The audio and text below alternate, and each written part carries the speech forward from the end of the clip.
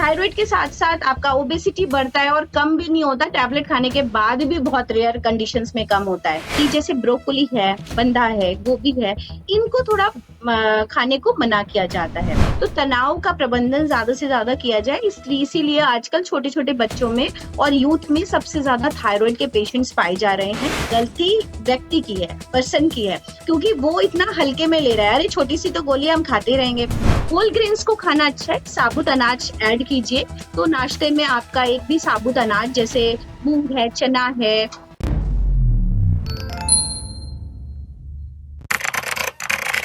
नमस्कार, D5 channel Hindi देख रहे दर्शकों का मैं वंदना स्वागत करती हूं। आज एक बार फिर हम जुड़े हैं डॉक्टर शिखा गुप्ता से। डॉक्टर शिखा गुप्ता, आपका बहुत बहुत स्वागत है हमारे इस प्रोग्राम में। नमस्कार वंदना जी, धन्यवाद। डॉक्टर शिखा, आपके पास में थायराइड के काफ़ी सारे पेशेंट्स आते होंगे।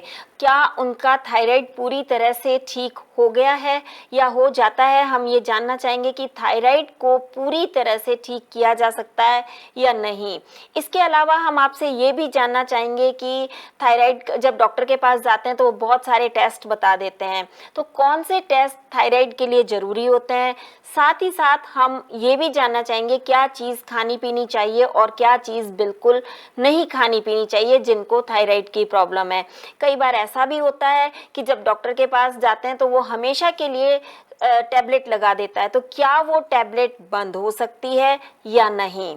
इन सभी सवालों का जवाब हम आज आपसे जानेंगे। तो आप हमें सबसे पहले ये बताइए कि ये थायराइड की समस्या होती क्यों है और ख़ास तौर से लेडीज़ में ये क्यों दिखाई देती है सबसे ज़्यादा? आपने खुद ही अपना आंसर दे दिया कि लेडीज में ये क्यों दिखाई देती है।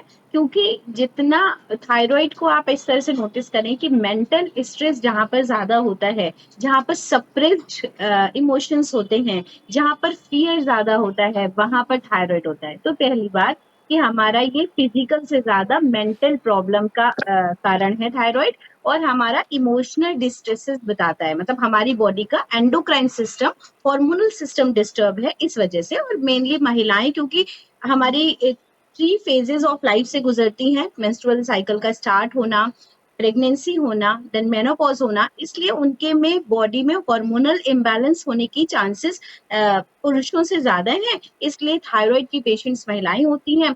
दूसरे केस में भी उनपे मेंटल प्रेशर, इमोशंस और फियर ज्यादा है, इनसिक्योरिटी ज्यादा है, इसलिए भी महिलाएं थायराइड की पेशेंट्स ज्यादा होती हैं। तो ये आपके इस सवाल का उत्तर हुआ। जी। डॉक्टर शिखा, ये भी बताइए कि थायराइड की पहचान कैसे करें, क्योंकि डॉक्टर के पास तो हर कोई जाता नहीं है। वो उनको लगता है कि हाँ अभी क्या है, थोड़ी बहुत ही गले में दर्द है या कोई और सिम्टम ऐसा जिससे पता चले कि थायराइड की समस्या बढ़ गई है। घर रह के कैसे पहचान सकते हैं? जी, देखिए, पहले तो मेंस्ट्रुअल इम्बैलेंस भी होता है तो भी थायराइड के सिम्टम्स दिखते हैं। हेयर फॉल हो सकता है, स्किन ड्राई हो जाती है, ब्रेन फॉगिंग, मतलब लाइक कभी कभी आपको लगेगा अरे थॉटलेस हो गए एकदम से। ऐसी चीजें, जैसे बहुत ज्यादा डिप्रेशन फील होता है। तो ये कुछ चीजें हैं जहां पर हमें लगता है कि एक बार थायराइड का चेकअप कराना चाहिए। घर बैठे तो यही है, जब आप नॉर्मल रूटीन से अलग, नॉर्मल आपका एनर्जी लेवल ये था और उस एनर्जी लेवल से जब आप लगता है कि आप थोड़ा स्लो हो रहे हैं और आपका हेयर फॉल एक्सेसिव हो रहा है, आपका स्किन ड्राई हो रहा है, तो आपको इस तरह से लगना चाहिए मेंस्ट्रुअल इम्बैलेंस हो रहा है या पीरियड साइकिल डिस्टर्ब हो रहा है, तो आपको ऐसा करना चाहिए कि आप सारे टेस्ट के साथ साथ थायराइड का भी टेस्ट कराएं। थायराइड जब किसी को हो जाता है तो हमने ये भी सुना है कि गले के अंदर एक तितली नुमा आकार की यहाँ पे ग्रंथि होती है, वो फूल जाती है। तो क्या ये सही है? देखिए, ग्वाइटर और थायराइड में अंतर है। ग्वाइटर के केस में वो नो डाउट फूल जाती है, पर थायराइड के केस में क्योंकि ये एंडोक्राइन सिस्टम का हार्मोन है, जिसमें हम 3 टेस्ट में 3 चीजें निकल के आती हैं, T3, T4 और TSH। जो TSH है, जो ज्यादातर वेरी करता है, इसमें थायराइड स्टिमुलेटिंग हार्मोन है, जो कि हमारे पिट्यूटरी ग्लैंड से, ब्रेन में जो एक ग्लैंड है पिट्यूटरी ग्लैंड, उससे सिक्रीट होता है। ये हमारे थायराइड ग्लैंड को सेंड करता है TSH, थायरोक्सिन हार्मोन। ये हमारा थायराइड, पर्टिकुलर थायराइड ग्लैंड का प्रॉब्लम नहीं है, पिट्यूटरी ग्लैंड उसको बना रहा है, थायराइड ग्लैंड नहीं बना रहा है। इसलिए हमें ये समझना पड़ेगा कि पूरी बॉडी का प्रेशर, जो कि मास्टर एंडोक्राइन ग्लैंड हमारी है पिट्यूटरी ग्लैंड, वो मास्टर ग्लैंड है जो सारे एंडोक्राइन सिस्टम को गवर्न कर रही है। तो हमें कहीं पर उसको समझने की जरूरत है और हमें उसको ठीक करने की जरूरत है। जी, जो आपने बताया टेस्ट अभी TSH किया, इसकी नॉर्मल वैल्यू क्या होती है? इससे कम या ज़्यादा होने पर क्या होता है? जी, 2 तरीके का थायराइड है, लाइक अप टू 5 लेवल तक, 4-5 लेवल तक हम समझते हैं कि थायराइड हमारा नॉर्मल है। अगर बिलो जाते हैं हम लाइक 0.5 से भी नीचे तो हम हाइपोथायराइडिज्म, और अबव जाते हैं तो हाइपरथायराइडिज्म कहलाता है।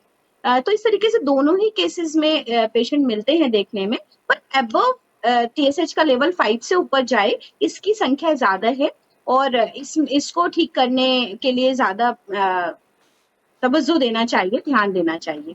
दोनों जो टाइफाइड होते हैं, हाइपो और हाइपर वाले, तो इन दोनों के सिम्टम्स सेम होते हैं या अलग-अलग होते हैं? अलग अलग बॉडी पे अलग अलग सिम्टम होते हैं। अगर मैं कहूँ कि हाइपरथायरॉयडिज्म ही ले लीजिए, जहाँ पे TSH 5 से ऊपर जा रहा है, 9 है, 10 है, 14 है, या कभी कभी बहुत ज्यादा रेंज में भी जाता है, तो उसमें अलग अलग व्यक्ति पे अलग अलग सिम्टम होते हैं इनमें भी। और हाइपो और हाइपरथायरॉयडिज्म में ये मेन अंतर है कि हाइपरथायरॉयडिज्म का व्यक्ति का जो हाइपोथायरॉयडिज्म का है वो वजन उसका बढ़ेगा, और जो हाइपरथायरॉयडिज्म का व्यक्ति है उसका वजन कम होगा। तो ये उल्टा है एकदम। अगर थायराइड बढ़ रहा है तो वजन कम होगा, अगर थायराइड का स्केल नीचे जा रहा है तो वजन बढ़ेगा। तो ये इस तरीके से चेक कर सकते हैं कि अगर एक्सेसिव वजन अचानक बढ़ रहा है तो थायराइड का टेस्ट होना चाहिए। डॉक्टर शिखा, जब किसी डॉक्टर के पास जाते हैं, एलोपैथिक डॉक्टर के पास में, तो वो हमेशा के लिए एक टैबलेट लगा देते हैं, तो ये टैबलेट खाना कितना उचित है? बिल्कुल उचित नहीं है, क्योंकि इस केस में प्रॉब्लम ये होती है कि आपका प्रॉब्लम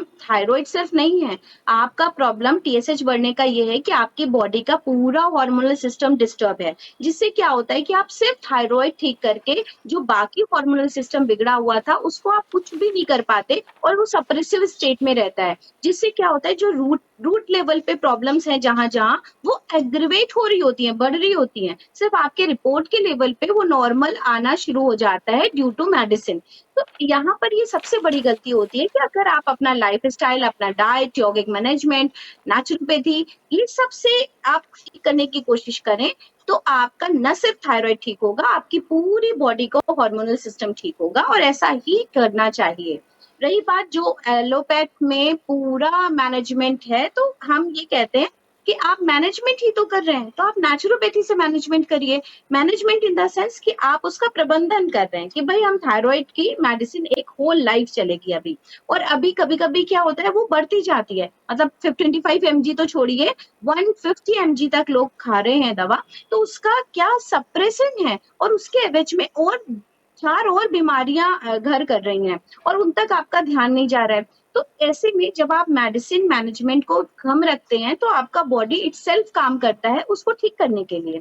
आपकी मेडिसिन के प्रेशर में बॉडी ना तो रिस्पॉन्ड कर रहा है, ना तो आप बॉडी को समझ पा रहे हो, और 4 और जो तकलीफें हो रही हैं जहां पर और जगह प्रॉब्लम थी, रूट लेवल कहीं और था और TSH बढ़ रहा था, तो रूट लेवल पे काम नहीं करते, आप अपने स्ट्रेस पे काम नहीं करते, तो आपको होल लाइफ वो थायराइड की दवा बढ़ती जाती है, और आपकी बॉडी उस प्रेशर में उस दवा को होल लाइफ खाती है। और कौन-कौन सी बीमारियां हो सकती हैं थायराइड होने के बाद में? थायराइड के साथ ही साथ इटसेल्फ आपका स्ट्रेस, डिप्रेशन बढ़ता है अगर आप मेडिसिन खा रहे हो और मैनेजमेंट नहीं करते कि किस वजह से आपका थायराइड है। थायराइड के साथ साथ आपका ओबेसिटी बढ़ता है, और कम भी नहीं होता, टैबलेट खाने के बाद भी बहुत रेयर कंडीशंस में कम होता है। थायराइड के साथ साथ आपके मेंस्ट्रुअल साइकिल में जो भी इम्बैलेंस आता है वो भी जल्दी जल्दी ठीक नहीं होता। तो रूट लेवल पे हार्मोनल डिस्टर्बेंस वहां था, तो हमें रूट लेवल पे अपना हार्मोनल सिस्टम को, व्यक्ति को ठीक करना चाहिए, ना कि थायराइड की मेडिकेशन खानी चाहिए। जब किसी को थायराइड हो जाए तब उसकी डाइट कैसी होनी चाहिए, या यूं कहें कि डेली रूटीन कैसा होना चाहिए? एक तो ये बताना जरूरी है कि बहुत हद तक थायराइड स्ट्रेस रिलेटेड है, तो तनाव का प्रबंधन ज्यादा से ज्यादा किया जाए। इसीलिए आजकल छोटे छोटे बच्चों में और यूथ में सबसे ज्यादा थायराइड के पेशेंट्स पाए जा रहे हैं, तो वो भी एक बहुत बड़ी वजह है, इरेगुलर लाइफस्टाइल और स्ट्रेस। तो आपको एक पर्टिकुलर समय के लिए भी थायराइड बढ़ जाता है, जैसे कभी कभी आपने देखा होगा कि प्रेगनेंसी इंड्यूस थायराइड था, प्रेगनेंसी में हुआ और फिर नॉर्मल हो गया, और फिर ना तो डॉक्टर ने उसको बंद कराने की कोशिश की और ना व्यक्ति ने उसको बंद करने की कोशिश की, और वो होल लाइफ चलता गया। तो गलती डॉक्टर्स की नहीं है, गलती व्यक्ति की है, पर्सन की है, क्योंकि वो इतना हल्के में ले रहा है, अरे छोटी सी तो गोली हम खाते रहेंगे। सो आपको सबसे पहले समझना पड़ेगा कि ये छोटी सी गोली नहीं है सिर्फ, है ना, इस पे आपने पूरे अपनी बॉडी के सिस्टम को सप्रेस कर रखा है। जैसे गैस की गोली खा ली, अब पता ही नहीं है कौन सी दवा, कौन सा भोजन हमारे लिए अच्छा है, कौन सा नहीं है। आपने सुबह सुबह एक गोली खा ली, अब पूरे दिन कुछ भी खाओ, गैस नहीं बनेगी, फिर क्या होगा, अंदर ही अंदर कुछ और बड़ा हो रहा होगा। तो ये बात समझनी पड़ेगी कि आप अपने सिस्टम को समझें, इसलिए सिस्टम का इम्बैलेंस होना आवश्यक है। और जब वो इम्बैलेंस होगा तो आपको पता चलेगा कि भाई ये चीज हमारे लिए अच्छी है, ये चीज हमारे लिए नहीं अच्छी है। हमारी बॉडी को ये चीज एसिडिटी देती है और ये नहीं देती है। अब आपने पहले दवा खा ली और फिर आप रसगुल्ले खा लिए, फिर आपने दवा खा ली, फिर आपने खूब सारा स्ट्रेस ले लिया कि थायराइड की दवा तो है ही, पर वो अंदर ही अंदर बहुत सारे लेवल पे बहुत खराब कर रही है। तो ये आपको समझना पड़ेगा। मैनेजमेंट करने के लिए आपको मेडिसिन के साथ साथ, कभी कभी बहुत बढ़ा होता है तो आप मेडिसिन के साथ साथ योग और नेचुरोपैथी करते हुए उस मेडिसिन की पावर को रिड्यूस कर सकते हैं, जैसा जनरली मैं कराती हूँ अपने सेंटर पे, कि साल भर का टारगेट लेकर के अगर कोई व्यक्ति मेडिसिन ले रहा है तो हम उसको नेचुरोपैथी और वैदिक वैदिक वैदिक डाइट बताते हैं और योग मैनेजमेंट बताते हैं। उसके साथ साथ हम कुछ कुछ हर्ब्स की पोटली ठोट पे लगाने को कहते हैं, जो कि हम ऐसे भी डिलीवर करते हैं, अगर कोई चाहे घर बैठे तो वो भी ले सकता है। मेंटल स्ट्रेस के लिए मेडिटेशन की टेक्निक्स बताते हैं, योग निद्रा कराने की सलाह देते हैं, ब्रीदिंग पैटर्न्स बताते हैं, और इस पे रहते हुए वो हर 3 महीने पे अपना थायराइड चेक कराए और थोड़ी थोड़ी मेडिसिन को रिड्यूस करते हुए साल भर में अपनी मेडिसिन को छोड़ सकता है। ऐसा एलोपैथ डॉक्टर्स भी कहते हैं, पर आपको अपना इनिशिएटिव खुद लेना चाहिए और खुद लेना होता है, और उसके बाद उसका रेगुलर चेकअप कराना चाहिए, और जो भी डाइट लाइफस्टाइल आपने फॉलो किए उसको करना ही पड़ेगा, क्योंकि उसी वजह से आप ठीक हैं। जी। और वंदना जी ने जो आगे इसकी बात कही है कि हम क्या डाइटरी मैनेजमेंट फॉलो करें, तो पहली बात तो ये है कि हमें जो नहीं खाना है उसमें क्यूसीफेरस वेजिटेबल्स आती हैं, जो कि हमारी जैसे ब्रोकोली है, बंधा है, गोभी है, इनको थोड़ा खाने को मना किया जाता है। नट्स सीड्स में हमारे सेलेनियम अच्छा होता है, जो हमारी थायराइड को फायदा करता है, उसको आपको बढ़ाना चाहिए। मतलब हमारे जो सीड्स हैं, जैसे पंपकिन सीड्स हैं और चिया सीड्स हैं, इनको आप रात में भिगो दें और सुबह आप इसको खा सकते हैं। ड्राई रोस्ट किए हुए भी खाए जा सकते हैं, 1 चम्मच 2 चम्मच। सो इस तरीके से, और जो मेवे हैं वो भिगो करके रात में भिगो दें और सुबह अपने को खा सकते हैं। धनिए का बीज इसमें फायदा करता है, और उससे भी अच्छा जैसे कोरिएंडर और मिंट अभी यहाँ पर फ्रेश आ रहा है, तो जितने दिनों भी आपको फ्रेश मिल रहा है उसको आपको ग्रीन जूस के रूप में पीना चाहिए, और वो भी बहुत ज्यादा नहीं, 50 ml जूस आपको ग्रीन जूस निकाल करके पीना चाहिए। उससे भी सही जो जिस पे ध्यान देने की बात है वो है कि नियम बनाइए, एक सोने का, जागने का, खाने का, पीने का, मेडिटेशन का, योगा का नियम बनाइए। आज आप कर रहे हैं, आज आप नहीं कर रहे, आज मन नहीं है, 3 दिन का गैप हो गया फिर कर लिया, आज आप खा रहे हैं सुबह, फिर 4 बजे खा रहे हैं, 5 बजे खा रहे हैं, नहीं खा रहे, तो ऐसा मत करें। इससे बॉडी प्रेशर में आती है, डिस्टर्बेंस होता है, जिससे कि हम थायराइड के रूप में उसको समझते हैं।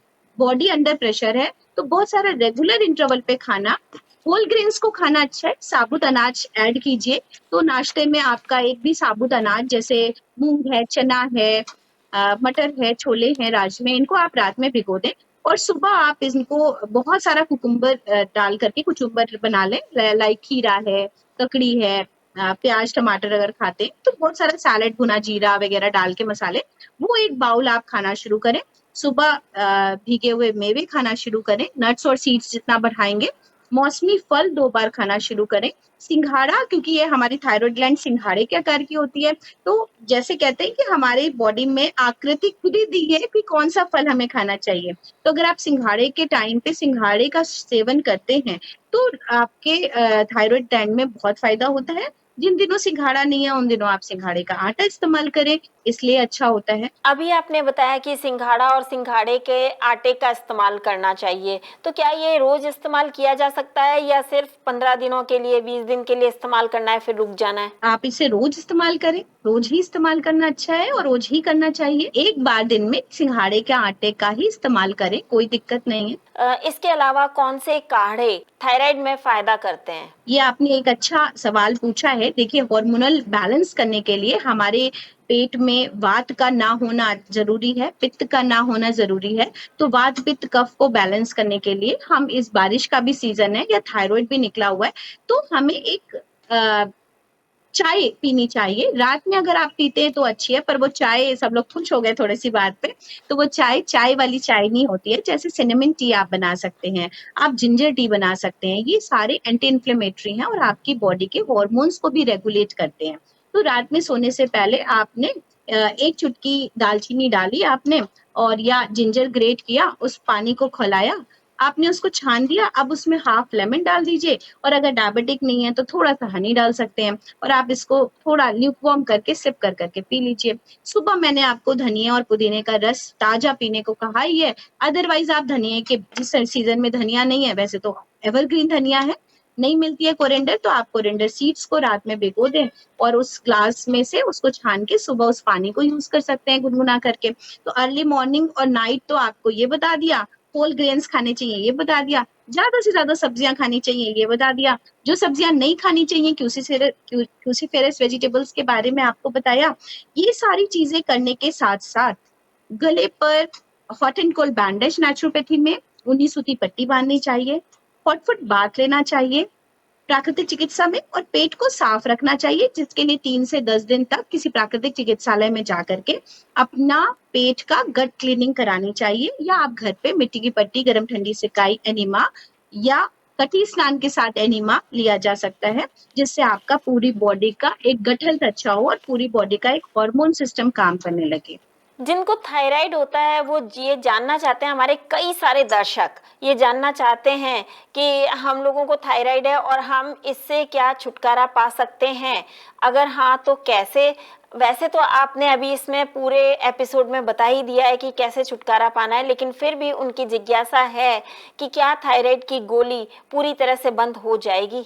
बिल्कुल पूरी तरह से बंद हो सकती है, बशर्ते कि आपने अगर 5 साल तक का, जितना मेरा अनुभव है, हो सकता है बहुत सारे लोग इस तर्क से ना फेवर रखते हो, तो 5 साल तक से अगर आप मेडिसिन खा रहे हैं तो आप किसी प्राकृतिक चिकित्सक या नेचुरोपैथ के देखरेख में हर 3 महीने पे टेस्ट कराते हुए अपनी दवाओं को पूरी तरह छोड़ सकते हैं। जब आप पूरी तरह ठीक हो जाएंगे, हर 3 महीने पे टेस्ट कराइए, और आपका जो भी मेडिसिन का पावर है, जितनी भी पावर की आप ले रहे हैं, 50 mg 25 mg, उसको थोड़ा थोड़ा रिड्यूस करते जाएंगे। जैसे हमारे जो पेशेंट्स हैं 150 mg की ले रहे हैं, तो हम पहले उनको 125 करते हैं, फर्दर 3 मंथ्स में रिपोर्ट्स देख करके 150 125 100 करते हैं, फिर 75 करेंगे, फिर 50 करेंगे, फिर 25 करेंगे, और फिर हम उनको बंद करते हैं। तो अगर आप मेडिसिन खा रहे हैं तो ये तरीका है बंद करने का। अगर आप नहीं खा रहे हैं तो दूसरा तरीका है कि आप बिल्कुल ही विशुद्ध प्राकृतिक चिकित्सा में आ जाएं और ये सारी चीजें, योग, नेचुरोपैथी और डाइट को फॉलो करें, और उसके बाद चेक करा लें 3 महीने पे, और फिर जो बचे वो फर्दर 3 महीने में आप ठीक हो जाएंगे। ऐसा मुझे पूर्ण विश्वास है, और लोग ठीक भी होते हैं। हमारे कई दर्शक आपसे सीधा संपर्क करना चाहते हैं, तो आप उन्हें अपना फोन नंबर जरूर बताएं। मेरा फोन नंबर है 9793849333, और हमारा क्लिनिक आशियाना लखनऊ में स्थित है, health is wealth naturopathy centre. Doctor Shikha, आज आपने हमें बहुत ही महत्वपूर्ण बातें बताई। उम्मीद है हमारे सभी दर्शकों को पसंद आएंगी और वो इससे लाभ उठाएंगे।